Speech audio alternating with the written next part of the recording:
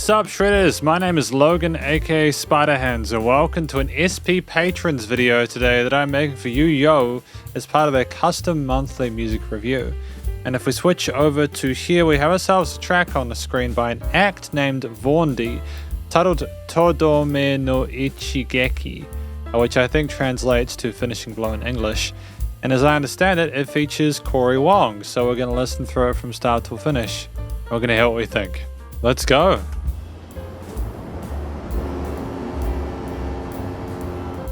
Kinda want to go on a cruise ship, to be honest.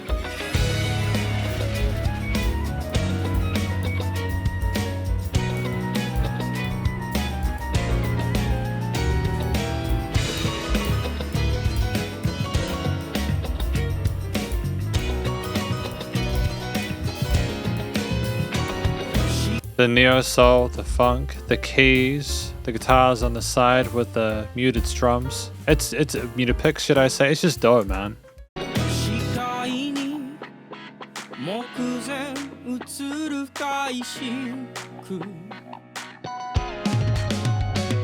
It's crisp with tones.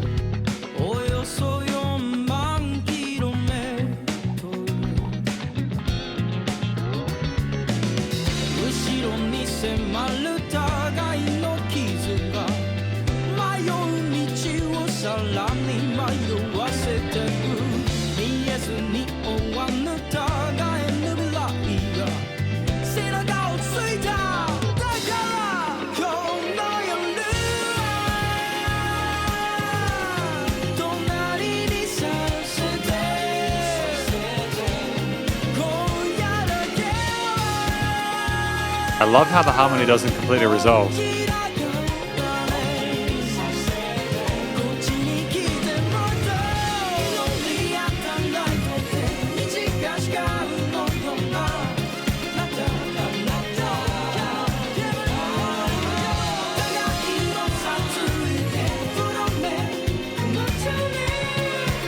Wonderful head voice falsetto there.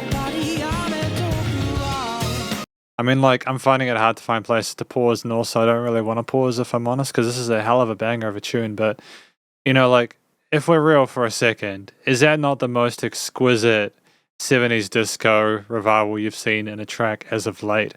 It's tremendous. I'm pretty sure there's brass in there, the keys, the string, all the different instruments combined with the charismatic, lovable vocal performance. It's just an absolute feast for the eyes and ears, man. On the woodwinds as well, man. Wow, dude.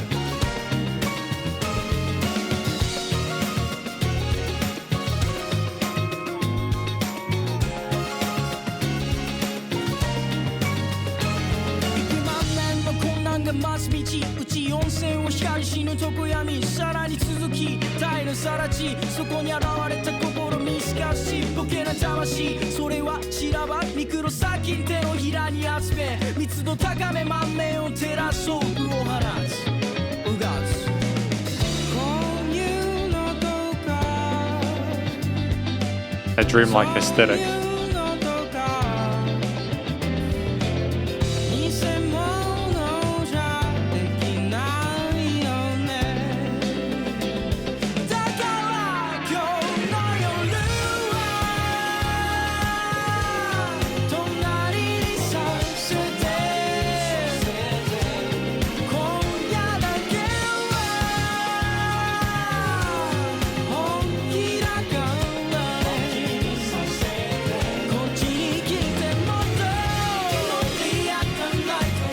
And it's just how we like layer the vocals and overdub them and just, or like double track them, and just how rich it is. It sounds so full of life and vivacious.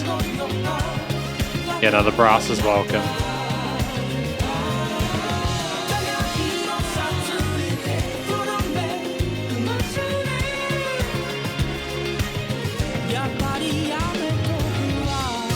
Oh, so he's the last target, right?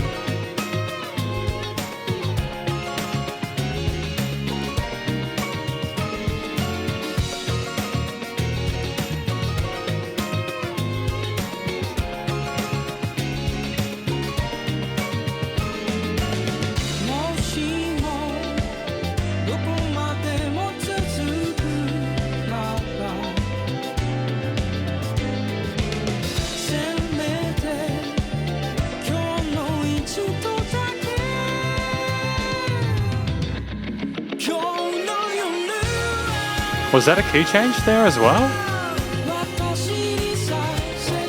I don't think so.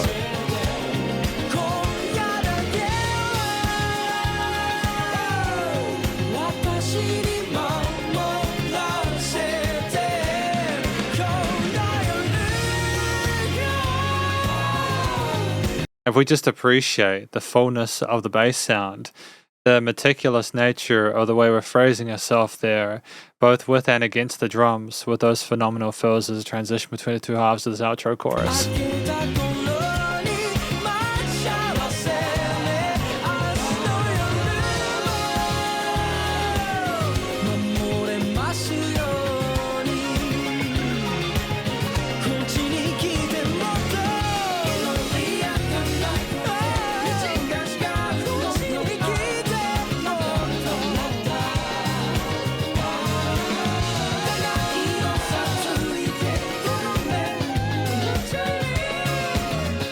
The full-on falsetto in the background as well is just absolutely charming.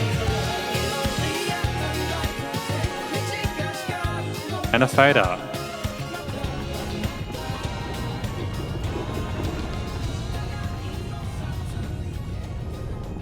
Oh, they're gonna die together, I suppose. The coast of the Strait of Dover, the possibility of finding survivors of the recent shipwreck seems highly unlikely.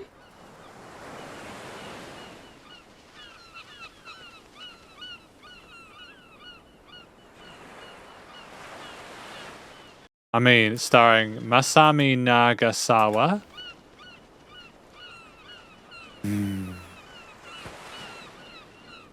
So many people involved, eh? Wow, there's so many more people. Wow.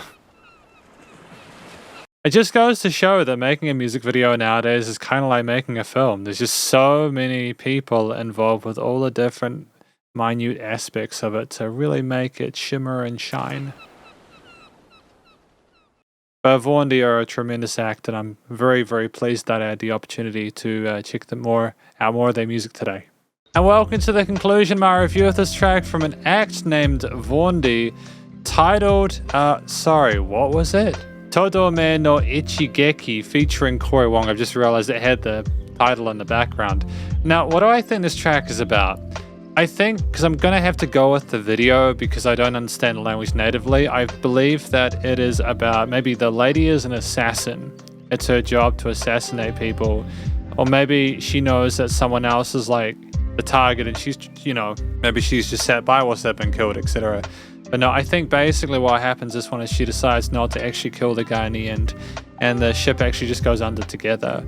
I know there's probably a bit more nuance to that and stuff like that, but I nonetheless just feel as if, you know, that's my interpretation of it. Feel free to let me know in the comments if I'm far off or if I'm close, and we'll just go from there.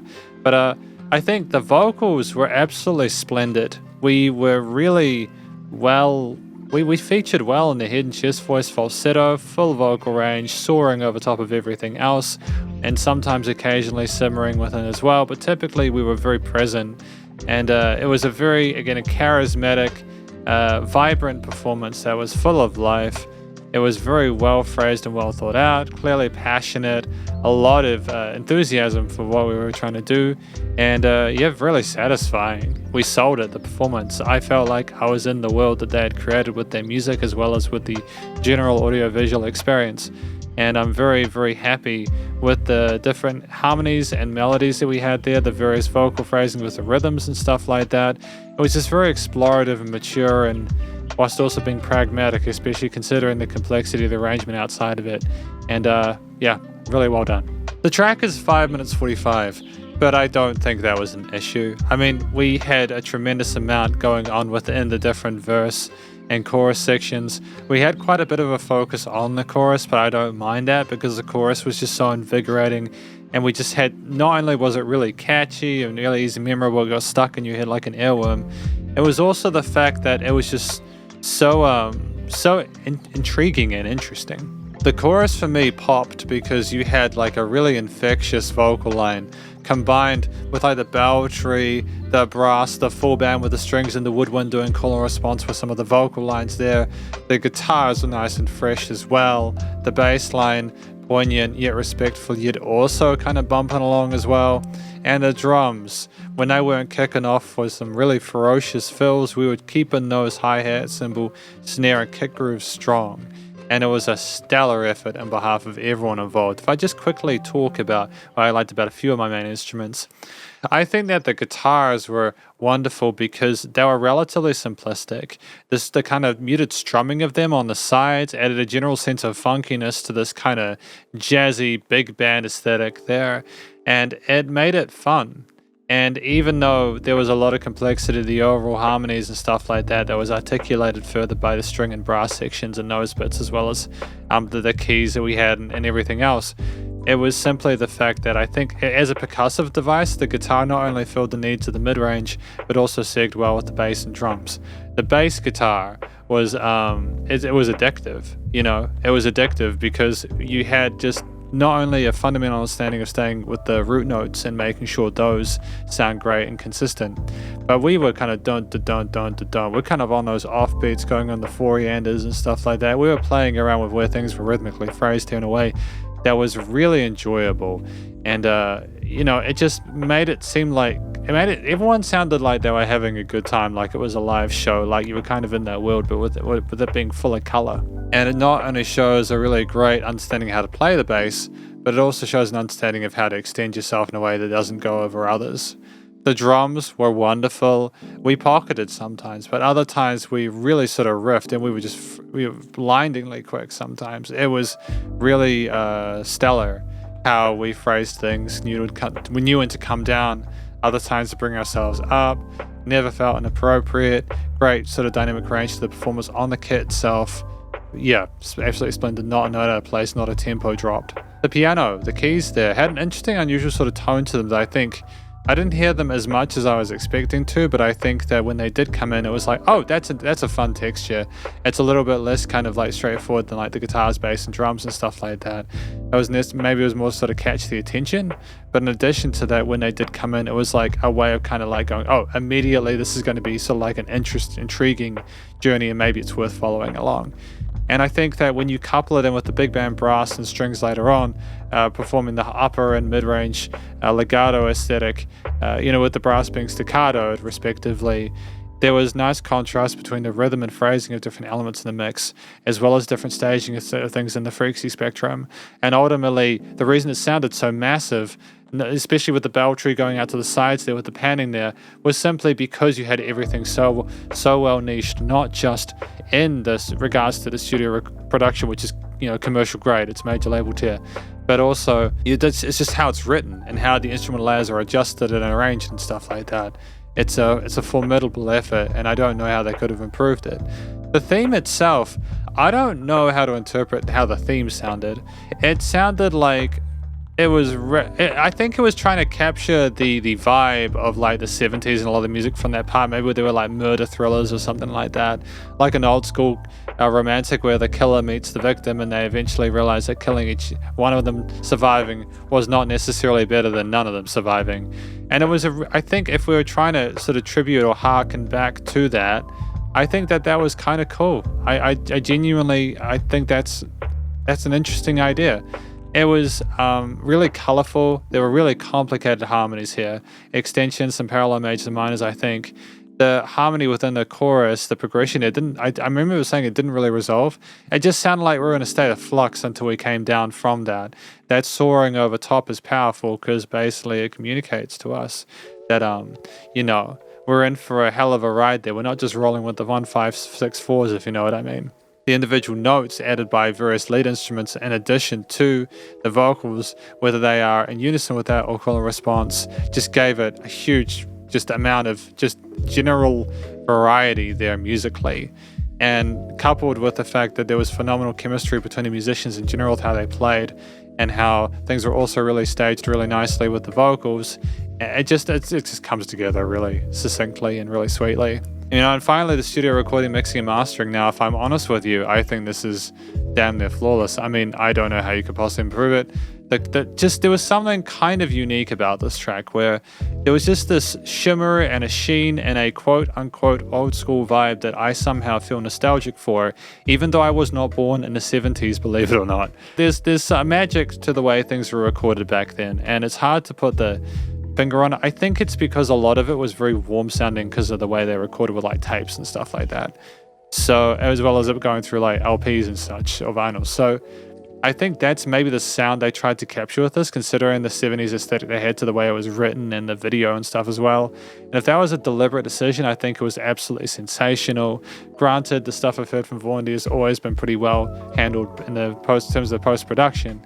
But nonetheless, it's just, you know, got to give that credit there where it's due. The vocal performance that was captured, whether they were the melodies or harmonies, wherever they were, there was some, like maybe some reverb or something like that, occasional bits of extra stuff to put on to sort of extend it, to send the signal a bit, but otherwise there was no treatment or processing the actual runs or the takes themselves. They could just sing really well.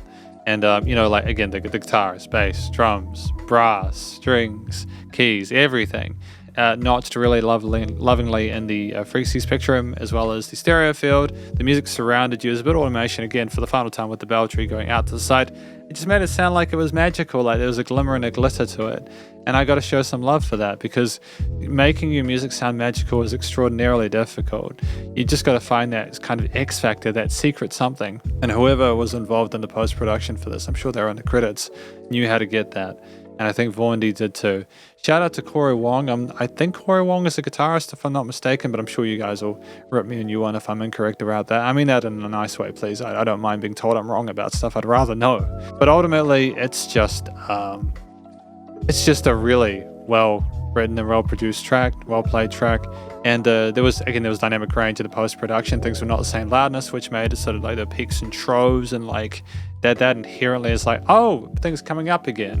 And like there was like a fake out, I thought it was a key signature change or something like that. And that was just a smart bit of songwriting, because it was like, oh, we're going to adjust. Oh, we haven't, but it still sounds really good and it sounds, satisfying. And then finally it was nice and loud without pumping.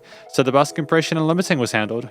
I mean, effectively, this is an extraordinarily positive review of this track from an act named Vaundy, featuring Cory Wong, titled Todome no Ichigeki, and hopefully you enjoyed it. If you did, please do go show some love via their various social medias and the YouTube page, and stay cool, stay safe, and please remember to support your local musicians and artists at this point in time, as they need the help more than ever with all the crazy stuff going on in the world. And I'll catch you in the next SE Patrons video. Spiderhands out.